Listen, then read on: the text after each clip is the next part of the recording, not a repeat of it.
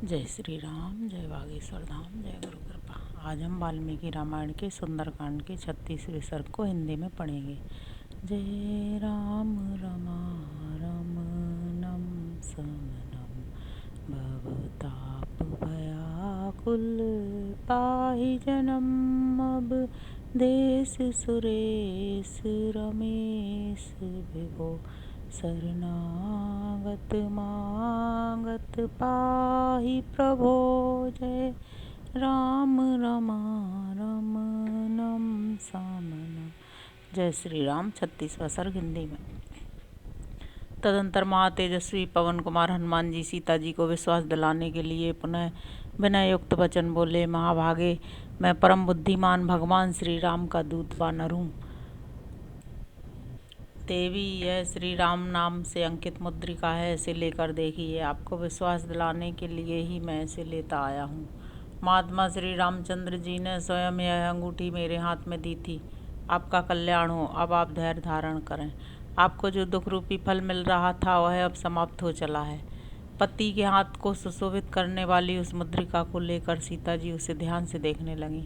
उस समय जानकी जी को इतनी प्रसन्नता हुई मानो स्वयं उनके पतिदेव ही उन्हें मिल गए हों। उनका लाल सफ़ेद और विशाल नेत्रों से युक्त मनोहर मुख हर्ष से खिल उठा, मानो चंद्रमा राहु के ग्रहण से मुक्त हो गया हो। वे लजीली विदेह वाला प्रियतम का संदेश पाकर बहुत प्रसन्न हुई। उनके मन को बड़ा संतोष हुआ। वे महाकपि हनुमान जी का आदर करके उनकी प्रशंसा करने लगी। वानर श्रेष्ठ, तुम बड़े पराक्रमी, शक्तिशाली और बुद्धिमान हो, क्योंकि तुमने अकेले ही इस राक्षसपुरी को पददलित कर दिया है। तुम अपने पराक्रम के कारण प्रशंसा के योग्य हो, क्योंकि तुमने मगर आदि जंतुओं से भरे हुए 100 योजन विस्तार वाले महासागर को लांघते समय उसे गाय की खुरी के बराबर समझा है, इसलिए प्रशंसा के पात्र हो।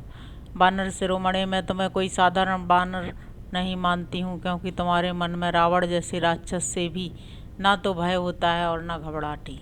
कपि श्रेष्ठ, यदि तुम्हें आत्मज्ञानी भगवान श्री राम ने भेजा है तो तुम अवश्य इस योग्य हो कि मैं तुमसे बातचीत करूं। दुर्धर्ष वीर श्री रामचंद्र जी विशेषतः मेरे निकट ऐसे किसी पुरुष को नहीं भेजेंगे जिसके पराक्रम का उन्हें ज्ञान न हो तथा जिसके शील स्वभाव की उन्होंने परीक्षा न कर ली हो। सत्य प्रतिज्ञ एवं धर्मात्मा भगवान श्री राम सकुशल हैं तथा सुमित्रा का आनंद बढ़ाने वाले महातेजस्वी लक्ष्मण भी स्वस्थ एवं सुखी हैं। यह जानकर मुझे बड़ा हर्ष हुआ है और यह शुभ संवाद मेरे लिए सौभाग्य का सूचक है। यदि ककुस्त कुलभूषण श्री राम सकुशल हैं तो वे प्रलय काल में उठे हुए प्रलयंकर अग्नि के समान कुपित हो समुद्रों से घिरी हुई सारी पृथ्वी को दग्ध क्यों नहीं कर देते हैं, अथवा वे दोनों भाई देवताओं को भी दंड देने की शक्ति रखते हैं। मैं समझती हूँ कि अभी मेरे ही दुखों का अंत नहीं आया है। अच्छा, यह तो बताओ, पुरुषोत्तम श्री रामचंद्र जी के मन में कोई व्यथा तो नहीं है? वे संतप्त तो नहीं होते? उन्हें आगे जो कुछ करना है उसे वे करते हैं या नहीं? उन्हें किसी प्रकार की दीनता या घबराहट तो नहीं है? वे काम करते करते मोह के वशीभूत तो नहीं हो जाते? क्या राजकुमार श्री राम पुरुषोचित कार्य करते हैं? क्या शत्रुओं को संताप देने वाले श्री राम मित्रों के प्रति मित्र भाव रखकर साम और दान रूप दो ही उपायों का ही अवलंबन करते हैं तथा शत्रुओं के प्रति उन्हें जीतने की इच्छा रखकर दान, भेद और दंड, इन 3 प्रकार के उपायों का ही आश्रय लेते हैं? क्या श्री राम स्वयं प्रयत्न पूर्वक मित्रों का संग्रह करते हैं? क्या उनके शत्रु भी शरणागत होकर अपनी रक्षा के लिए उनके पास आते हैं? क्या उन्होंने मित्रों का उपकार करके उन्हें अपने लिए कल्याणकारी बना लिया है? क्या वे कभी अपने मित्रों से भी उपकृत या पुरस्कृत होते हैं? क्या राजकुमार श्री राम कभी देवताओं का भी कृपा प्रसाद चाहते हैं, उनकी कृपा के लिए प्रार्थना करते हैं? क्या वे पुरुषार्थ और देव दोनों का आश्रय लेते हैं? दुर्भाग्यवश मैं उनसे दूर हो गई हूँ, इस कारण श्री रघुनाथ जी मुझ पर स्नेहहीन तो नहीं हो गए हैं। क्या वे मुझे कभी इस संकट से छुड़ाएंगे? वे सदा सुख भोगने के ही योग्य हैं, दुख भोगने के योग्य कदापि नहीं हैं। परंतु इन दिनों दुख पर दुख उठाने के कारण श्री राम अधिक खिन्न और शिथिल तो नहीं हो गए हैं? क्या उन्हें माता कौशल्या, सुमित्रा तथा भरत का कुशल समाचार बराबर मिलता रहता है? क्या सम्मानीय श्री रघुनाथ जी मेरे लिए होने वाले शोक से अधिक संतप्त हैं? वे मेरी ओर से अनमनस्क तो नहीं हो गए हैं? क्या श्री राम मुझे इस संकट से उबारेंगे? क्या भाई पर अनुराग रखने वाले भरत जी मेरे उद्धार के लिए मंत्रियों द्वारा सुरक्षित भयंकर अक्षौहिणी सेना भेजेंगे क्या? श्रीमान वानर राज सुग्रीव दांत और नखों से प्रहार करने वाले वीर वानरों को साथ ले मुझे छुड़ाने के लिए यहाँ तक आने का कष्ट करेंगे? क्या सुमित्रा का आनंद बढ़ाने वाले सूरवीर लक्ष्मण जो अनेक अस्त्रों के ज्ञाता हैं अपने बाणों की वर्षा से राक्षसों का संहार करेंगे? क्या मैं रावण को उसके बंधु बांधवों सहित थोड़े ही दिनों में श्री रघुनाथ जी के द्वारा युद्ध में भयंकर अस्त्र शस्त्रों से मारा गया देखूंगी? जैसे पानी सूख जाने पर धूप से कमल सूख जाता है, उसी प्रकार मेरे बिना शोक से दुखी हुआ श्री राम का वह सुवर्ण के समान कांतिमान और कमल के सदृश सुगंधित मुख सूख तो नहीं गया है? धर्म पालन के उद्देश्य से अपने राज्य का त्याग करते और मुझे पैदल ही वन में लाते समय जिन्हें तनिक भी भय और शोक नहीं हुआ, वे श्री रघुनाथ जी इस संकट के समय हृदय में धैर्य तो धारण करते हैं ना? दूत उनके माता पिता तथा अन्य कोई संबंधी भी ऐसे नहीं है जिन्हें उनका स्नेह मुझसे अधिक अथवा मेरे बराबर भी मिला हो। मैं तो तभी तक जीवित रहना चाहती हूँ जब तक यहाँ आने के संबंध में अपने प्रियतम की प्रवृत्ति सुन रही हूँ। देवी सीता वानर श्रेष्ठ हनुमान के प्रति इस प्रकार महान अर्थ से युक्त मधुर वचन कहकर श्री रामचंद्र जी से संबंध रखने वाली उनकी मनोहर वाणी पुनः सुनने के लिए चुप हो गईं। सीता जी का वचन सुनकर भयंकर पराक्रमी पवन कुमार हनुमान मस्तक पर अंजलि बांधे उन्हें इस प्रकार उत्तर देने लगे। देवी कमल नयन, भगवान श्री राम को यह पता ही नहीं है कि आप लंका में रह रही हैं, इसीलिए जैसे इंद्र दानवों के यहाँ से सची को उठा ले गए उस प्रकार वे शीघ्र यहाँ से आपको नहीं ले जा रहे हैं। जब मैं यहाँ से लौट कर जाऊँगा तब मेरी बात सुनते ही श्री रघुनाथ जी वानर और भालुओं की विशाल सेना लेकर तुरंत वहाँ से चल देंगे। ककुस्त कुलभूषण श्री राम अपने बाण समूहों द्वारा क्षोभ महासागर को भी स्तब्ध करके उस पर सेतु बांधकर लंकापुरी में पहुंच जाएंगे और उसे राक्षसों से सूनी कर देंगे। उस समय श्री राम के मार्ग में यदि मृत्यु देवता अथवा बड़े बड़े असुर भी विघ्न बनकर खड़े होंगे तो वे उन सबका भी संहार कर डालेंगे। आर्य आपको न देखने के कारण उत्पन्न हुए शोक से उनका हृदय भरा रहता है, अतः श्री राम सिंह से पीड़ित हुए हाथी की भांति क्षणभर को भी चैन नहीं पाते हैं। देवी मंदर आदि पर्वत हमारे वास स्थान है और फलमूल भोजन, अतः मैं मंदराचल, मलय, विंध्य, मेरु तथा दरदुर पर्वत की और अपनी जीविका के साधन फलमूल की सौगंध खाकर कहता हूँ कि आप शीघ्र ही श्री राम का नवोदित पूर्ण चंद्रमा के समान वह मनोहर मुख देखेंगी जो सुंदर नेत्र, बिंब फल के समान लाल लाल ओंठ और सुंदर कुंडलों से अलंकृत एवं चित्ताकर्षक हैं। विदेह नंदिनी ऐरावत की पीठ पर बैठे हुए देवराज इंद्र के समान प्रस्त्रवण गिरि के शिखर पर विराजमान श्री राम का आप शीघ्र दर्शन करेंगी। कोई भी रघुवंशी ना तो मांस खाता है और ना मधु का ही सेवन करता है, फिर भगवान श्री राम इन वस्तुओं का सेवन क्यों करते? वे सदा 4 समय उपवास करके 5वें समय शास्त्र विहित जंगली फल मूल और नीवार आदि भोजन करते हैं। श्री रघुनाथ जी का चित्त सदा आप में लगा रहता है, अतः उन्हें आप अपने शरीर पर चढ़े हुए डांस, मच्छर, कीड़ों और सर्पों को हटाने की भी सुधि नहीं रहती है। श्री राम आपके प्रेम में वशीभूत हो सदा आपका ही ध्यान करते और निरंतर आपके ही विरह शोक में डूबे रहते हैं। आपको छोड़कर दूसरी कोई बात वे सोचते ही नहीं है। नरश्रेष्ठ श्री राम को सदा आपकी चिंता के कारण कभी नींद नहीं आती है। यदि कभी आंख लगी भी तो सीता सीता इस मधुर वाणी का उच्चारण करते हुए वे जल्दी ही जाग उठते हैं। किसी फल, फूल अथवा स्त्रियों के मन को लुभाने वाली दूसरी वस्तु को भी जब वे देखते हैं तब लंबी सांस लेकर बारंबार हा प्रिय कहते हुए आपको पुकारने लगते हैं। देवी राजकुमार महात्मा श्री राम आपके लिए सदा दुखी रहते हैं, सीता सीता कहकर आपकी ही रट लगाते हैं तथा उत्तम व्रत का पालन करते हुए आपकी ही प्राप्ति के प्रयत्न में लगे हुए हैं। श्री रामचंद्र जी की चर्चा से सीता का अपना शोक तो दूर हो गया, किंतु श्री राम के शोक की बात सुनकर वे पुनः उन्हीं के समान शोक में निमग्न हो गईं। उस समय विदेह नंदिनी सीता शरद ऋतु आने पर मेघों की घटा और चंद्रमा दोनों से युक्त रात्रि के समान हर्ष और शोक से युक्त प्रतीत होती थी। इस प्रकार श्री वाल्मीकि निर्मित आर्ष रामायण आदि काव्य के सुंदर कांड में 36वां सर्ग पूरा हुआ। अब हम 37वां सर्ग हिंदी में पढ़ेंगे। हनुमान जी का पूर्वोक्त वचन सुनकर पूर्ण चंद्रमा के समान मनोहर मुख वाली सीता ने उनसे धर्म और अर्थ से युक्त बात कही। वानर, तुमने जो कहा कि श्री रघुनाथ जी का चित्त दूसरी ओर नहीं जाता और वे शोक में डूबे रहते हैं, तुम्हारा यह कथन मुझे विष मिश्रित अमृत के समान लगा है। कोई बड़े भारी ऐश्वर्य में स्थित हो अथवा अत्यंत भयंकर विपत्ति में पड़ा हो, काल मनुष्य को इस तरह खींच लेता है मानो उसे रस्सी में बांध रखा हो। वानर शिरोमणि, देव के विधान को रोकना प्राणियों के बस की बात नहीं है।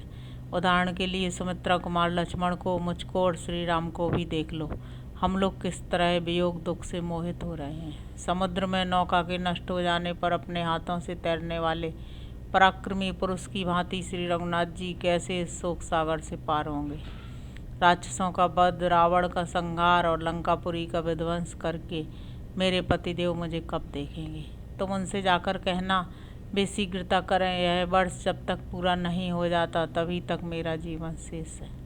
वानर, यह 10वां महीना चल रहा है, अब वर्ष पूरा होने में 2 ही मास शेष है। निर्दयी रावण ने मेरे जीवन के लिए जो अवधि निश्चित की है उसमें इतना ही समय बाकी रह गया। रावण के भाई विभीषण ने मुझे लौटा देने के लिए उससे यत्नपूर्वक बड़ी अनुनय विनय की थी, किंतु वह उनकी बात नहीं मानता है। मेरा लौटाया जाना रावण को अच्छा नहीं लगता, क्योंकि वह काल के अधीन हो रहा है और युद्ध में मौत से ढूंढ रही है। कपे, विभीषण की ज्येष्ठ पुत्री का नाम कला है। उसकी माता ने स्वयं उसे मेरे पास भेजा था। उसी ने ये सारी बातें मुझसे कही हैं। अविंध्य नामक का एक श्रेष्ठ राक्षस है जो बड़ा ही बुद्धिमान, विद्वान, धीर, सुशील, वृद्ध तथा रावण का सम्मान पात्र है। उसने रावण को यह बताकर कि श्री राम के हाथ से राक्षसों के विनाश का अवसर आ पहुंचा है, मुझे लौटा देने के लिए प्रेरित किया था, किंतु वह दुष्टात्मा उसके हितकारी वचनों को भी नहीं सुनता है। कपिश्रेष्ठ, मुझे तो यह आशा हो रही है कि मेरे पतिदेव मुझसे शीघ्र ही आ मिलेंगे, क्योंकि मेरी अंतरात्मा शुद्ध है और श्री रघुनाथ जी में बहुत से गुण हैं। वानर, श्री रामचंद्र जी में उत्साह, पुरुषार्थ, बल, दयालुता, कृतज्ञता, पराक्रम और प्रभाव आदि सभी गुण विद्यमान हैं। जिन्होंने जन स्थान में अपने भाई की सहायता लिए बिना ही 14,000 राक्षसों का संहार कर डाला, उनसे कौन शत्रु भयभीत न होगा। श्री रामचंद्र जी पुरुषों में श्रेष्ठ हैं। वे संकटों से तौले या विचलित किए जाएं, यह सर्वथा संभव है। जैसे पुलुम कन्या सची इंद्र के प्रभाव को जानती है, उसी तरह मैं श्री रघुनाथ जी की शक्ति सामर्थ्य को अच्छी तरह जानती हूँ। कपिवर शूरवीर भगवान श्री राम सूर्य के समान है। उनके बाण समूह ही उनकी किरणें हैं। वे उनके द्वारा शत्रुभूत राक्षस रूपी जल को शीघ्र ही सोख लेंगे।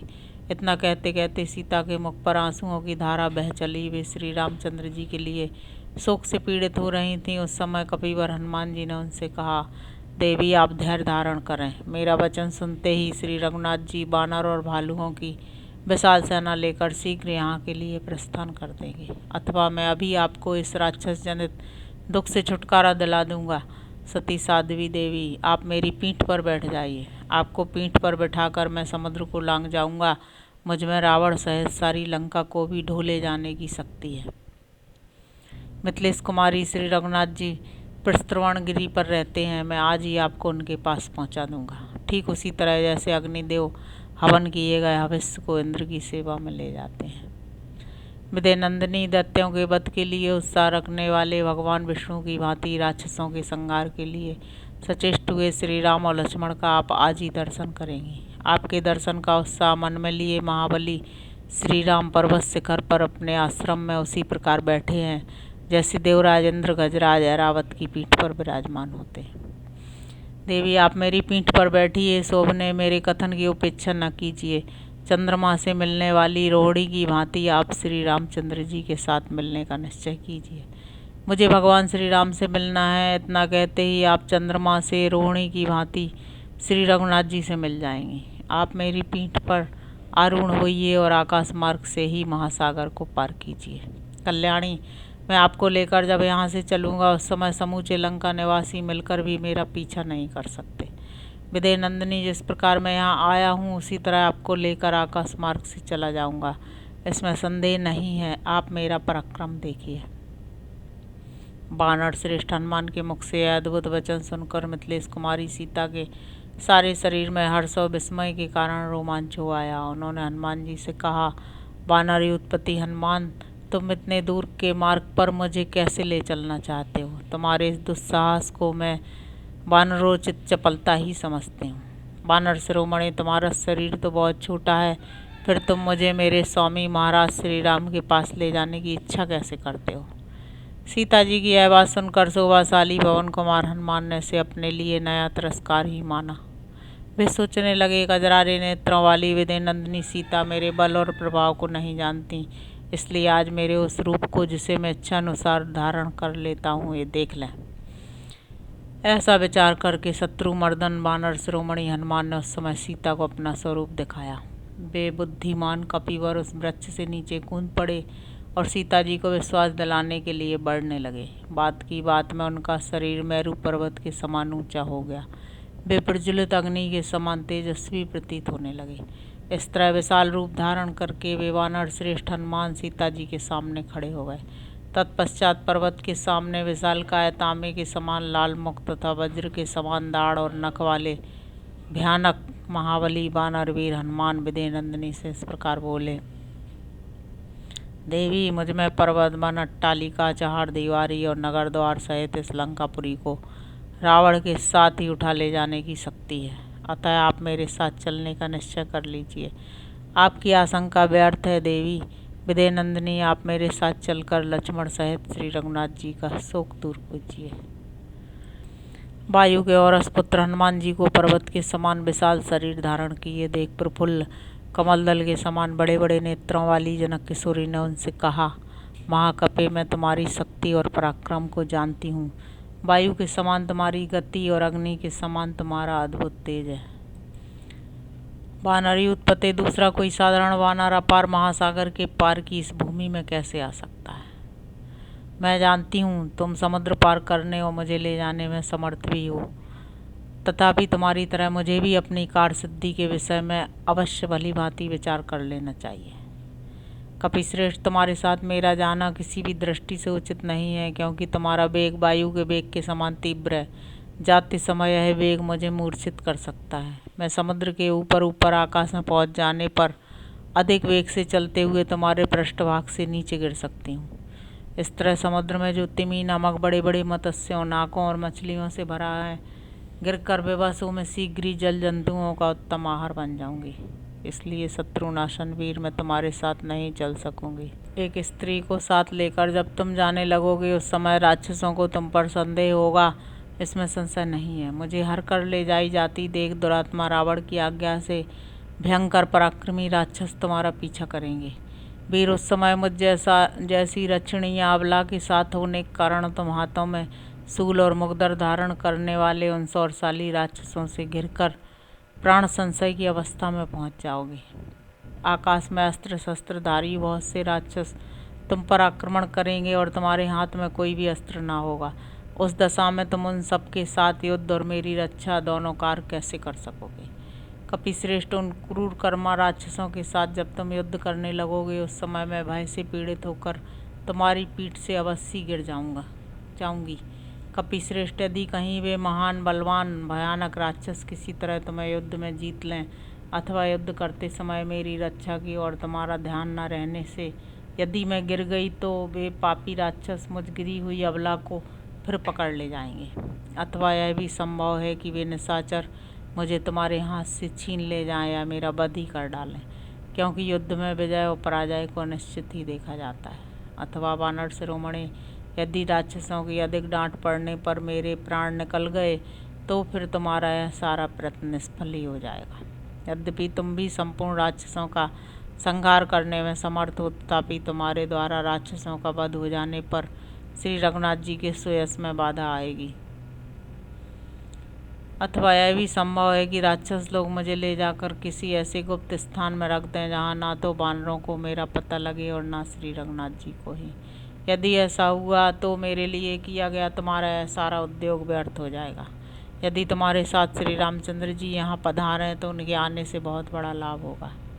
महाबाहो, अमित पराक्रमी श्री रघुनाथ जी का, उनके भाइयों का, तुम्हारा तथा वानर राज सुग्रीव के कुल का जीवन मुझ पर ही निर्भर है। शोक और संताप से पीड़ित हुए वे दोनों भाई जब मेरी प्राप्ति की ओर से निराश हो जाएंगे, तब संपूर्ण रीछों और वानरों के साथ अपने प्राणों का परित्याग कर देंगे। वानर श्रेष्ठ, वानरवीर, पति भक्ति की ओर दृष्टि रखकर मैं भगवान श्री राम के सिवा दूसरे किसी पुरुष के शरीर का स्वेच्छा से स्पर्श करना नहीं चाहती। रावण के शरीर से जो मेरा स्पर्श हो गया है वह तो उसके बलात् हुआ है। उस समय मैं असमर्थ, अनाथ और बेबस थी, क्या करती। यदि श्री रघुनाथ जी यहाँ राक्षसों सहित दशमुख रावण का वध करके मुझे यहाँ से ले चलें तो वह उनके योग्य कार्य होगा। मैंने युद्ध में शत्रुओं का मर्दन करने वाले महात्मा श्री राम के पराक्रम अनेक बार देखे और सुने हैं। देवता, गंधर्व, नाग और राक्षस सब मिलकर भी संग्राम में उनकी समानता नहीं कर सकते। युद्ध स्थल में विचित्र धनुष धारण करने वाले इंद्रतुल्य पराक्रमी महाबली श्री रघुनाथ जी लक्ष्मण के साथ रहे वायु का सहारा पाकर प्रज्वलित हुए अग्नि की भांति उद्दीप्त हो उठते हैं। उस समय उन्हें देखकर उनका वेग कौन सह सकता है। वानर शिरोमणि, सम्रांगण में अपने बाण रूपी तेज से प्रलयकालीन सूर्य के समान प्रकाशित होने वाले और मतवाले दिग्गज की भांति खड़े हुए रणमर्दन श्री राम और लक्ष्मण का सामना कौन कर सकता है। इसलिए कपिश्रेष्ठ वानरवीर, तुम प्रयत्न करके युद्धपति सुग्रीव और लक्ष्मण सहित मेरे प्रियतम श्री रामचंद्र जी को शीघ्र यहाँ बुला ले आओ। मैं श्री राम के लिए चिरकाल से शोकाकुल हो रही हूँ। तुम उनके शुभ आगमन से मुझे हर्ष प्रदान करो।